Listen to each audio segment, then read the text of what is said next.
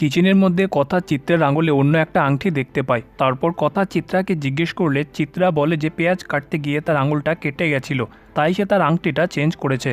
তারপর চিত্রা ভাবতে থাকে যে কথা তো দেখছি আমার উপর নজর রাখছে। কথা ভাবতে থাকে যে পেঁয়াজ কাটতে গেলে আঙুলের উপরের দিকে কাটা তো সম্ভব নয়, মেজুমা নিশ্চয়ই কিছু একটা লুকাচ্ছে। তারপর কথা চিত্রাকে জুনির ব্যাপারে কিছু বলতে চাইলে চিত্রা রেগে যায় আর বলে যে যেটা বলার সেটা আমি জুনিকে বলে দিয়েছি, তার বাইরে কোনো কথা আমি শুনতে চাই না।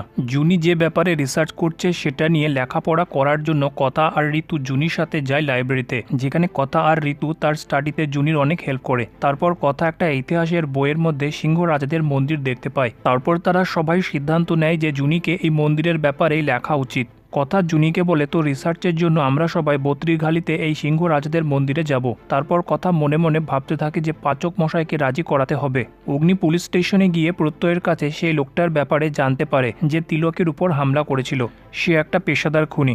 যেটা শুনে অগ্নি বলে ও যতদিন না ধরা পড়ছে আমাদের সবার উপর, খাস করে কথার উপর বিপদ আসতে পারে, ওকে ধরতেই হবে খুব তাড়াতাড়ি। অন্যদিকে জুনির না চাওয়া সত্ত্বেও তাকে অঙ্কিতকে ইগনোর করতে হচ্ছে, তাই সে কথাকে বলে যে অঙ্কিত বাবুর জন্য আমার খারাপ লাগছে। কথা তাকে বোঝায় যে শুধু সঠিক সময়ের অপেক্ষা, সময় সব ঠিক করে দেবে। সিংহ রাজাদের মন্দিরে যাওয়ার জন্য অগ্নিকে রাজি করানোর একটা প্ল্যান কথার মাথায় আসে। সে বিভিন্ন ঔষধি গাছ অগ্নিকে দেখাতে শুরু করে, কিন্তু প্ল্যানটা উল্টো হয়ে যায় আর অগ্নি তার উপর রেগে চিৎকার করে ওঠে।